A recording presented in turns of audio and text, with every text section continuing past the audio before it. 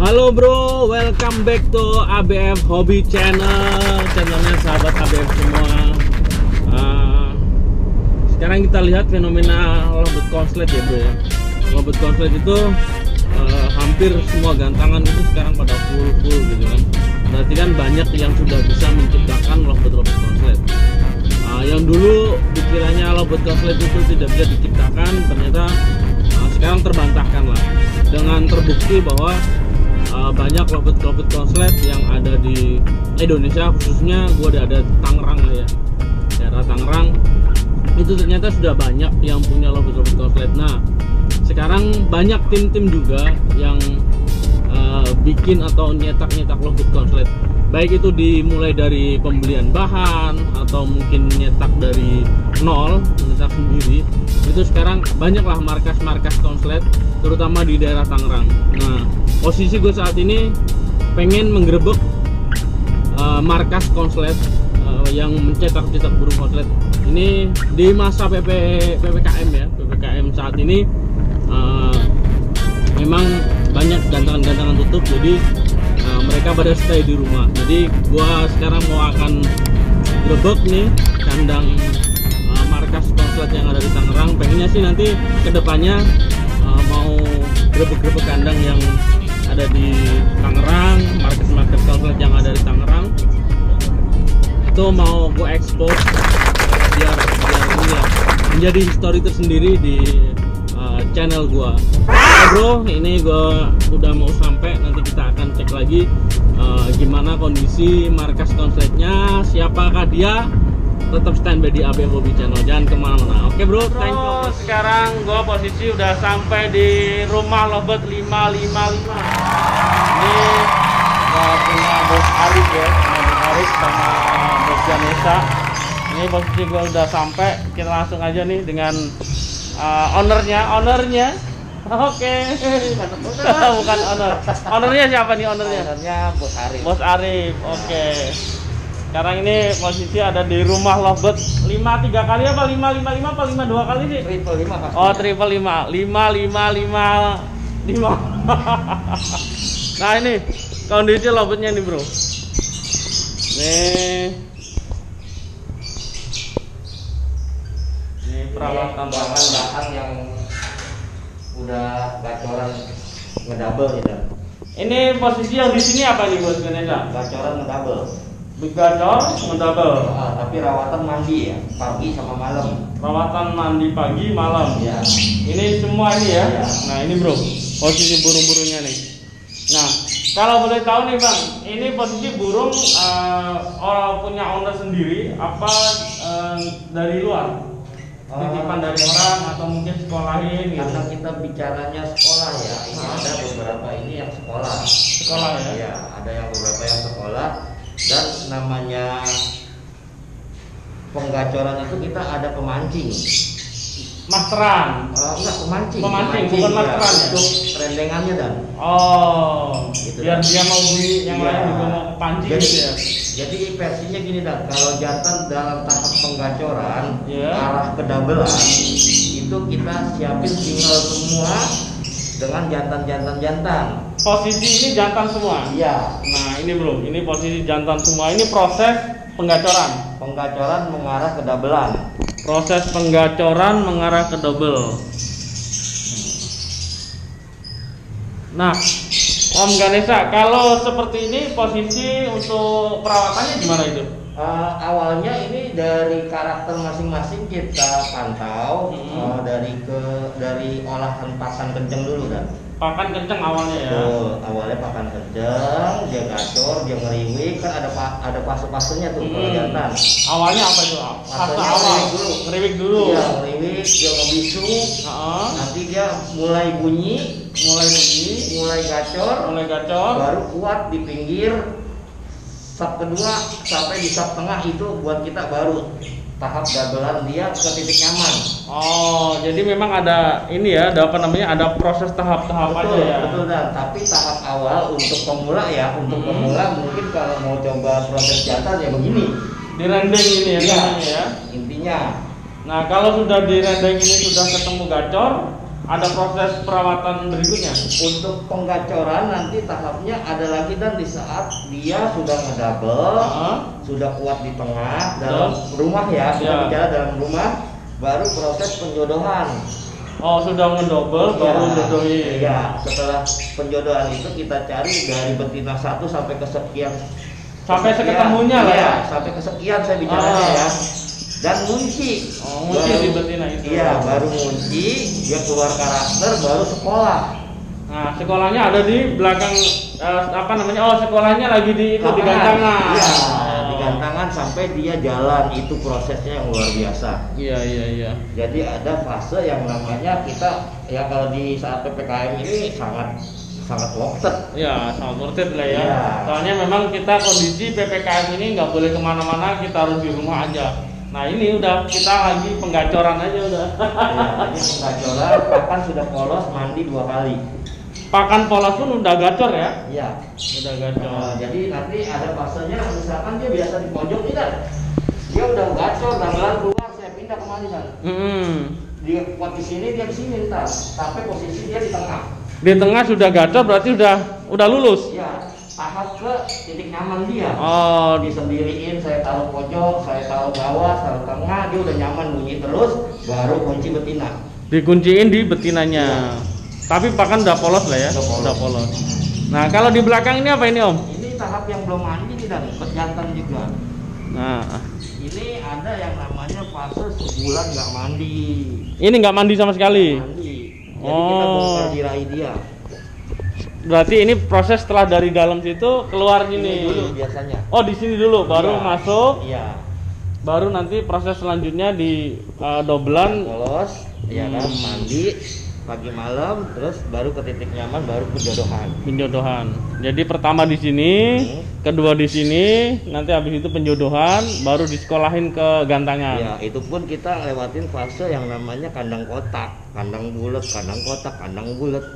Oh, kalau proses begitu makan waktu sampai berapa bulan, Om? Kalau untuk itu tergantung dari usia juga. Kalau usia dia mapan cepet ya, dan ya atau kita bicara rezeki, dapat betina yang langsung ngunciin, itu proses 1 bulan jadi. 1 bulan jadi. Nah, ini dengar-dengar kan selain proses begini juga nerima bengkel nih. Dalam artian burung-burung rusak, trouble, dibenerin di sini juga. Intinya sih nggak rusak, trouble ya. Trouble ya. Mungkin banyak tangan nih dah. Iya. Ya kan, kalau banyak tangan kita nggak bisa menentukan. Oh, lu perawat harus bawa joki ini, nggak mungkin kan. Tapi ada yang namanya sisi burung itu trouble. Ya. Nggak mau bunyi lah ya. Itu sama sekali trouble itu bisa nggak mau bunyi, terus bisa dia ngalong di atas, bisa dia gerabak, walaupun udah konslet kan. Betul. Nah ini ada di belakang sini ada yang sudah seperti itu, yang mana ini Om? Ya, kita langsung cek langsung di kandangnya 555 nih. Kalau ini atas nama Dampu nih, Dampu Awang. Ini Dampu Awang, dulunya udah sempat konslet. Ini konslet on fire, dia gantangan mana tahu lah. Dampu Awang. Dampu Awang. Waktu masih sampai sekarang saya bicara dipegang sama Meji. Nah, kebetulan Mejinya ada, saya undang kemari ya kan, biar nggak ada persepsi, karena nih informasinya burung ini terjual katanya. Oh gitu. Ternyata kan enggak, memang kita lagi onin di sini. Jadi si Dampu ini aman, masih punya milik Komandan Sumijan. Pak Sumijan. Ya. Oke. Ini si Dampu Awang bro. Nih, lagi di proses pengkondisian lagi. Udah jalan nggak? Tapi sekarang gimana? Udah jalan. 1, 2, 3, 1, 2, 3. Udah mau di lapangan udah oke ya? Udah. Kemarin tapos bledos. Di tapos kemarin bledos. Iya. Awalnya dari baru nyampe ke sini lah. Baru nyampe ke sini tuh udah trouble, nggak mau bunyi apa gimana awalnya? Awalnya burung gerabak ya. Gerabak. Datang ke sini gerabak aja. Itu ada masalah apa itu? Mungkin apa dari pakan kah atau perawatan atau untuk dari ini ganti betina dan enak lagi. Ini sekarang ganti betina baru. Betina baru. Jadi ini namanya bengkelin burung ini namanya. Bukan master tapi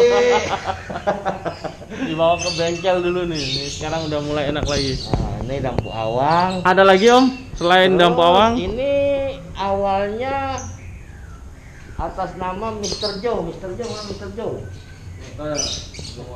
Tuh. Batman.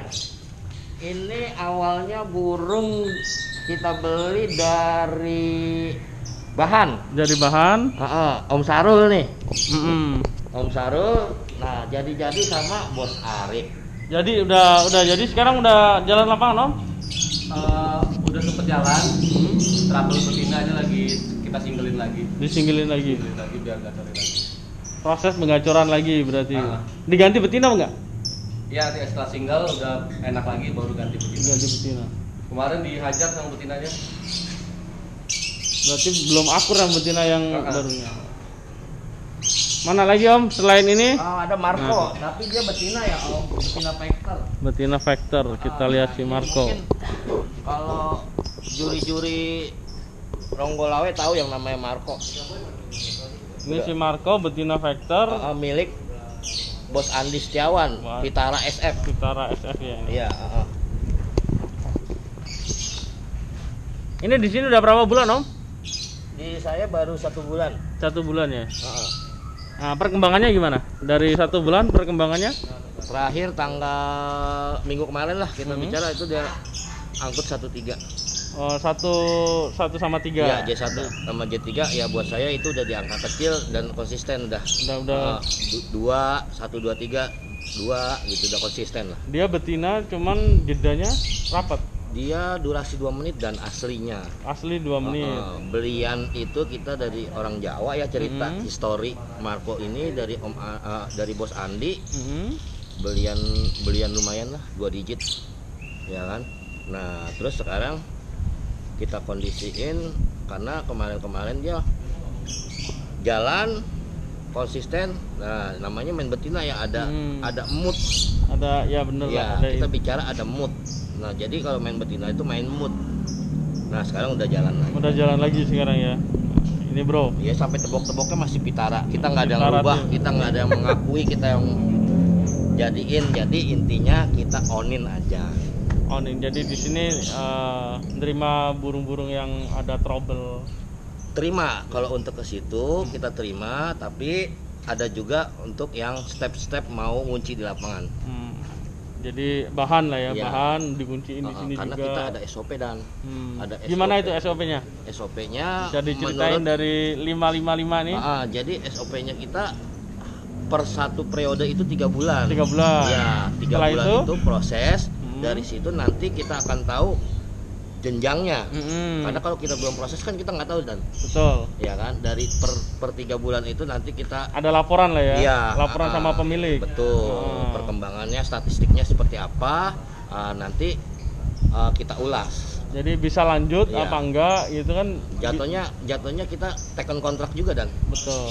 Karena kan ini makhluk hidup, kita nggak tahu kapan mati.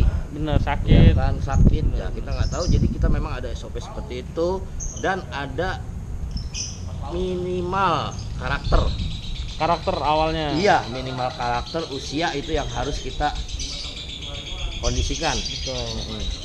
Jadi selebihnya kalau untuk remaja saya mending suruh rawat dulu sampai dia mapan. Tuh si Dampu ya. Iya, si Dampu. Udah mulai jalan. Nah, ini langsung bertemu dengan Om Arif, owner dari rumah Lovebird ya? Iya, rumah Lovebird 555. 5-nya 3 kali, jangan salah. Kalau 5-nya 2 kali kurang 1. Ini Om Arif, ceritanya ini gimana nih dari IO sekarang punya rumah Lovebird 555 ini ceritanya gimana awal mulanya? Awal mulanya ini kan kita ada tempat yang lumayan recommended lah untuk merawat burung kan. Betul. Memang selama ini juga dipakai buat ngerawat burung juga, khususnya lovebird. Terus juga ada Om Ganesha idenya, terus ada teman-teman yang bersedia untuk merawat, menjaga tempat ini. Ya nggak munafik ya, sekaligus mencari rezeki lah. Betul. Dari hobi ini kan. Ya udah akhirnya kita bikin semacam rumah penitipan perawatan lovebird. Tapi basisnya bukan cuma konslet ya, Maaf nih senior nih. Vector mau konslet masuk ya. Masuk mau gacoran, Jadi, masuk. ibaratnya ini kayak semacam sekolah lovebird ya. Iya. Jadi memang tujuannya lovebird itu layak dilombakan, digantangin sesuai speknya ya. Kalau memang lovebird itu vector, ya kita arahin ke vector. Kalau lovebirdnya gacoran, biasanya betina untulan, betina tandem, ya kita arahin ke situ gacoran. Kalau memang dia bahannya materinya memang memungkinkan untuk konslet, ya kita usahakan, kita proses untuk konslet. Jadi ini merupakan ekspansi usaha dari 555 setelah IO sekarang buka rumah lovebird juga. Iya, betul. Ya itu untuk ceritanya gimana Om, bisa apa namanya sama teman-teman ini, itu ada berapa orang sih yang tergabung di rumah lovebird 55? Nggak mungkin kan sendirian ownernya gitu kan. Kebetulan kemarin pandemi ya, pandemi sebenarnya udah lama. Itu kita di sini sering kumpul, masih sering kumpul teman-teman. Ada Om Teddy, Om Alung ya, cuman Om Alung lagi kerja ini. Saya sendiri, terus ada beberapa teman-teman yang ngerawat, ada si Boy, ada si Akbar. Ya udah akhirnya dari obrolan itu, yuk gimana? Yuk kita cari solusi. Kita hobi burung, tapi bisa menghasilkan gitu. Ini udah berapa bulan Om jalan untuk rumah lovebird-nya? Untuk resminya sih kita mulai sounding ya, itu 2 bulanan. 2 bulan ya. Sebelumnya sih udah berjalan, cuman belum resmi. Bukan belum resmi, cuman nggak diproklamatir. Iya, belum diresmikan, belum gunting pita kayaknya. Oh sekarang kan udah ada Instagramnya, udah ada webnya, udah Facebooknya. Facebook nggak? Kita main di Instagram sama di web. Nah ini walaupun baru 2 bulan, cuman udah terbukti ya, ini udah ada ya ini hasilnya.